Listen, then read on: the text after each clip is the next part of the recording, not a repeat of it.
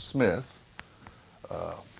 Interview is taking place at Abilene Christian University on August the 18th, 1997. She's the wife of Elwood Smith, who was a member of the 152nd Armored Signal Company.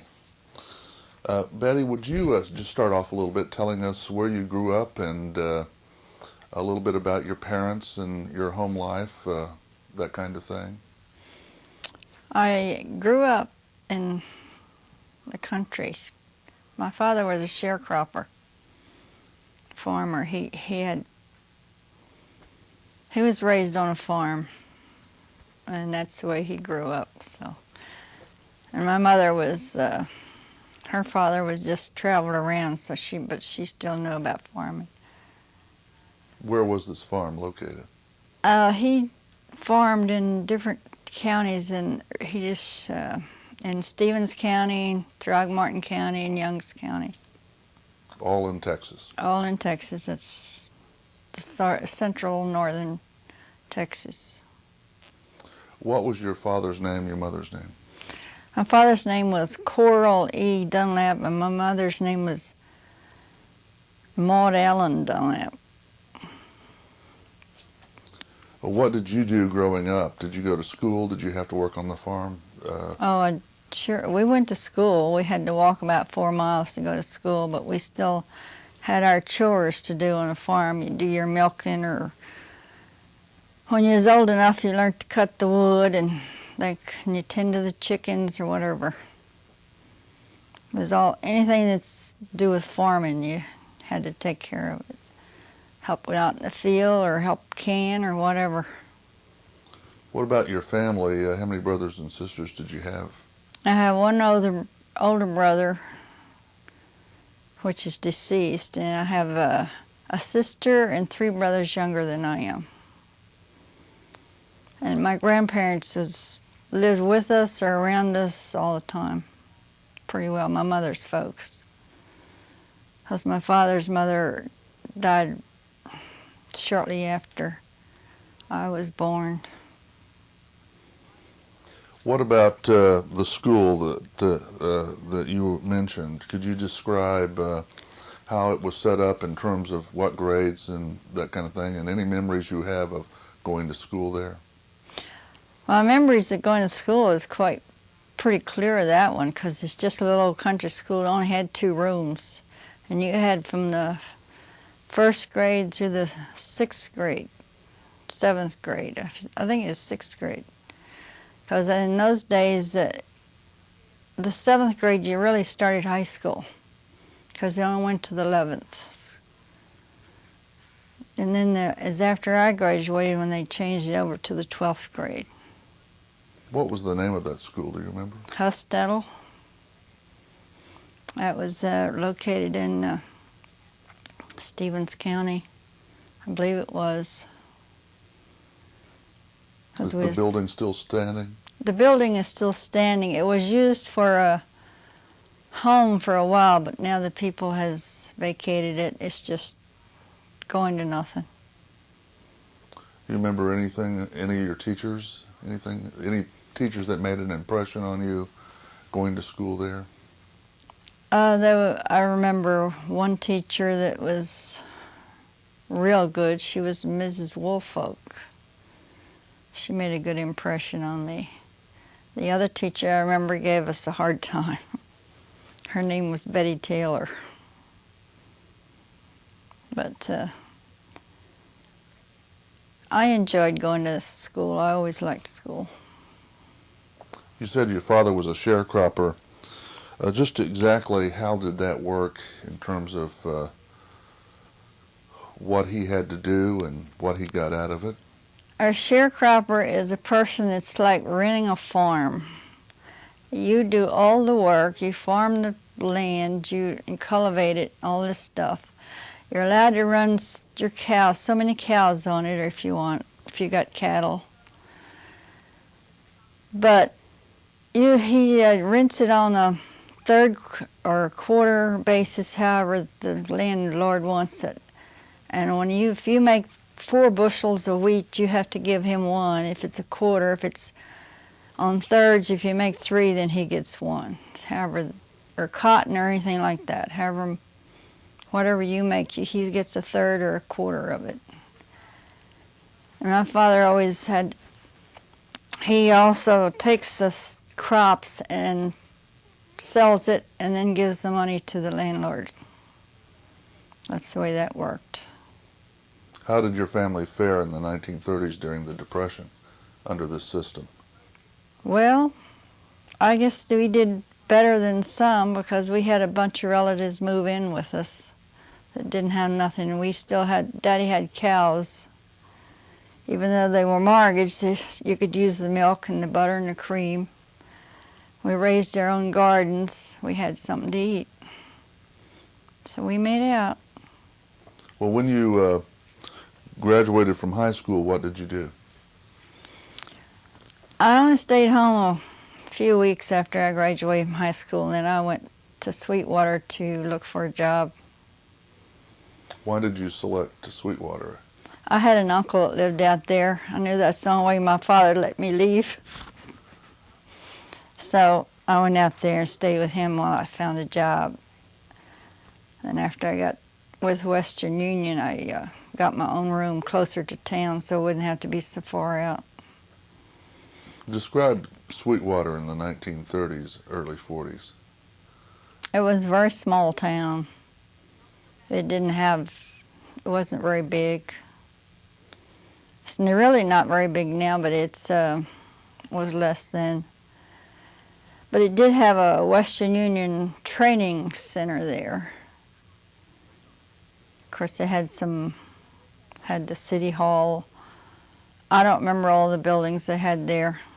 I remember just one shop that they had, like they used to have what you call the soda fountains, the drugstores that you went to. That's about the only place I ever went. I didn't go much. Couldn't afford to go to the movies. Wasn't too much money. And when I finished my training, I transferred to Oklahoma City with Western Union. And from there I went to Little Rock, and that's where I was when he came back from the service. So actually you met your future husband while you were in training? Yes, I was training to be a Western operator. It's a teletype. There's 2 types. There was one that they call teletype. You send it, it's more like a typewriter that prints it out. And your MOX is the one that puts out the tape with the holes in it. I learned both of those. And I stayed with Western Union for several years. Tell me a little bit about the day that you met Elwood. What do you remember about that? I remember it was my day off, and a couple of other girls, he says the only one, but there was 2 or 3 of us, was in town. And one of them says, "Don't I know them guys?" I said, "You probably don't, you just saying." I was right, but they started talking to us, and he reminded me of somebody I knew back home, so I got to talking to him, and that's how we got to know each other. What do you remember about what you all did that day? Did you all go anywhere? We just went out to eat and talked, walked around. What about the other girls? Did they make any lasting relationships out of that encounter that day? No, they didn't, no. What do you remember about the way it paired up that day? I really don't remember what he was saying. I don't remember just how it happened. I ended up talking to him more than the other one. Well, after you went home, what were your impressions? What were your thoughts? Did you think that it would go any further than that? Never thought too much about it right then. But when he came back, I think he came back the second time. He come to Western Union where I went to work. And then, so we just kind of made it just one of those things. You just keep going together. What do you remember about those days? The kinds of dates that you had, what kinds of things did you do? I don't even remember if we ever went to the movies or not. I think we did a couple of times, go to the movie, go out and get something to eat, and just walk around and talk. That was all. What about the war and the fact that surely you were aware that he was on his way to combat? How did that influence your relationship? Well, I felt if anything was going to come of it, it was going to wait till he came back to really. Some girls I knew was rushing to get married, and I told him, I said, I'm not rushing into it. If you make it back, then we'll think about it. And that's the way it went. Well, of course, I wrote to him practically every day he was over there. But I don't know, I don't remember him ever asking me to marry him, but it just kind of mutual agreement, I guess. Well, when did you find out that he was leaving? What do you remember about that? I think he told me about 2 weeks before he was due to ship out that he had to go. Did you come to Abilene? No, I didn't try to come to Abilene because we only got 1 day a week off. I was there 6 days a week training, and I think he shipped out just before I ended my training. And I had a few days. They gave me a few days in between my transfers, and I just went home to see my folks, and then went on to where I had to go. What about life in Sweetwater? How hard was it to get food? What about rationing and that kind of thing? What was your experience with that? Well, when they really started the rationing, I had already left Sweetwater, I think, because I don't remember much about it before that. Well, no, they had started before that, because I remember the gas rationing was farmers, was allowed to have more gas than other people. So you weren't allowed to do a lot of pleasure driving. You couldn't, and tires and stuff like that. But I hadn't given it much thought, because when you're living at home, those things don't sink in as much. But when I left, then I started realizing about that, because you had to have these little books to even buy a pair of shoes, and you was only allowed to buy them ever so often. And they took these like little stamps out of the book when you bought shoes. And I didn't have a car, so I didn't have to worry about the gas. How'd you get around? Either caught the bus or walked. What about going home? Well, when I went home from Oklahoma City, I caught the bus. And then from there, I caught the bus to a train station. And I got on the train and went on to Little Rock. I was there about 13 months before he came back in Little Rock. During the war, of course you're not at home, but what do you know about the impact that the war had on your father's farming operation? Well, it didn't bother it as much as you would think, because all the other kids were still home. Was able to help him out. My oldest brother had a deferment because of being on the farm until about the end of the war. It's almost over when they took him. But they didn't have it any worse than they had during the Depression. You get by with raising your garden and canning everything you can get your hands on, and keep your milk cows going. Did your father eventually get his own farm, or did he sharecrop for the rest of his life? He sharecropped up till he wasn't able to farm anymore, and then he went more or less to doing a little mechanical work the last couple of years of his life. He died at 66. What about Elwood? You said you wrote him almost every day. Did you get mail back from him? I got quite a bit of mail back from him. Were you able to track him? Did you know what was going on? What kinds of things did he write? I couldn't track him that well because I guess I didn't keep up with news and stuff like that. Mm-hmm.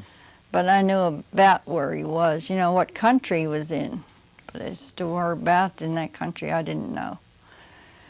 His father's the one that knew that from his letters and keeping up with the news, but I didn't keep up with the news at that time. Did you have any contact with Elwood's family during the war? No, I didn't. I didn't meet him till after he came back. And I went to Philadelphia to meet him. What was life like in Oklahoma City during the war? Oklahoma City, it was rather busy. A lot of sailors in Oklahoma City. Because, you know, there's a camp sailors, whatever you call that, where sailors are, that was near Oklahoma City. I didn't see any soldiers much there at all.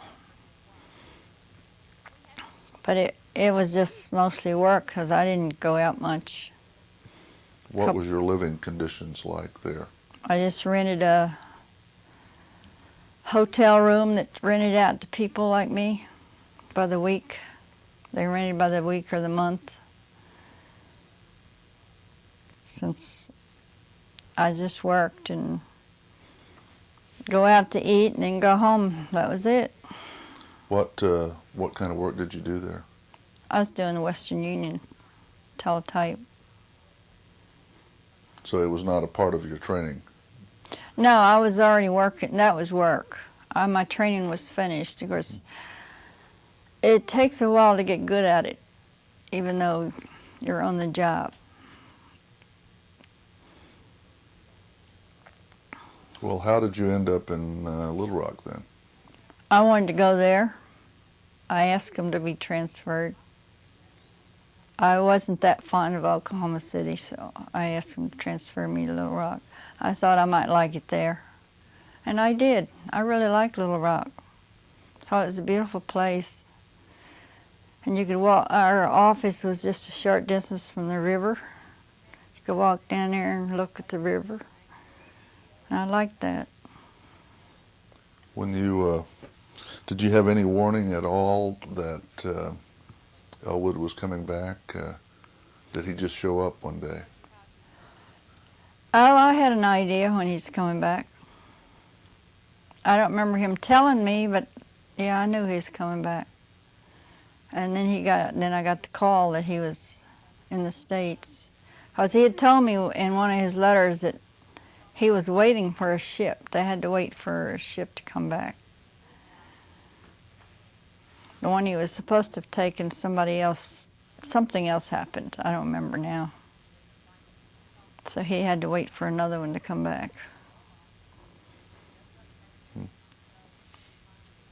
Well, tell me about the reunion. The one we went to this time? No, the reunion with For Elwood him? in Little Rock. In other with words, him. What convinced you, what did he do to convince you to get on a train and leave your world and and go start up a new there? life? Well, I just had decided that he'd be the one I wanted to marry when he got back. We're just writing to each other and stuff like that. So when he came back, and I made arrangements with the office that I was leaving, and they told me what to do to go up there to get a job. So to go back, you know, with the same company, stay with them. And it didn't take much convincing for me to go. And so I went up there and went down to the Western Union office in Philadelphia and went to work for them. What was wartime Little Rock like? Was it any different in terms of conditions, availability of things than Oklahoma City or even Sweetwater? Not really. There was things was rationed, same there as you could hardly ever get a candy bar, like Hershey's candy bar. Cigarettes was rationed and stuff like I heard. I never used them, but I heard, you know, people complaining about not being able to buy cigarettes and stuff. But when I went out to eat, I didn't have no problem with that. I mean, they always seemed to have something. Of course, the town was always full of soldiers because in Little Rock, it wasn't very far out, there was a camp. Did that present any problems for you? No. I like to go bowling. The girls and I go. I had made some friends, and one time I even roomed with one of the girls. We shared the expense of a room. We'd go bowling after work or before work, depending on what hours we worked. Or we'd go to the movies. Did a lot of walking. I enjoy walking. Well, I was used to it anyway. So we wouldn't spend our money on the bus, we'd walk. But things in Little Rock wasn't any much different, I guess, than anywhere else. It was a busy town, and in a way, I guess after living out in the country so long, it was fascinating for a while to be in town. Never had any desire to go back to the farm? No, not like that. I like my gardens, but I don't want to be a farmer. You don't make no money at it. You work all the time and no money. What about your brothers and sisters? Any of them take up farming? My oldest brother tried it for a few years, and he gave it up too. He found out he was in debt more than he was anything else, so he finally quit. What did the rest of your siblings do? My sister, I think her first job was in a restaurant or something like that, or a restaurant or Woolsworth or something, because I wasn't home. I just heard about it, you know. And my other brothers just started going into the oil field business, working for the oil field, because it was an easy job to get.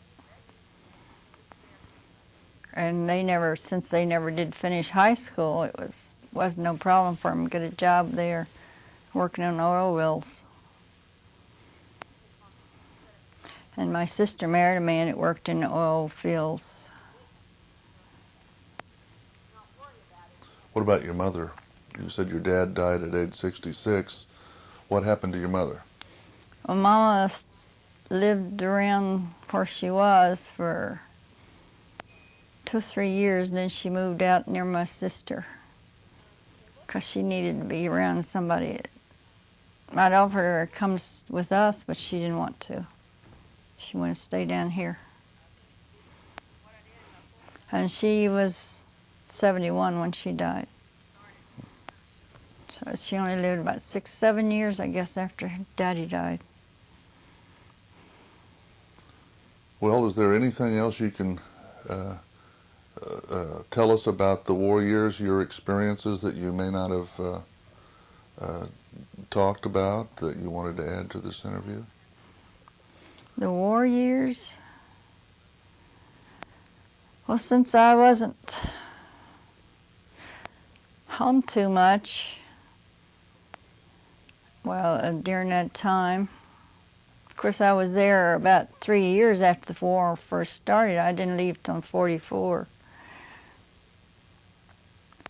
Things just seemed to be about the same. You just went to work and all, but in the cities, you had your rationing. I guess you noticed it more on some things if you had a household, because sugar was rationed and different stuff like that. But since I didn't have an apartment or anything, I didn't, I guess I didn't notice stuff like that as much. Well, thank you very much. You're welcome.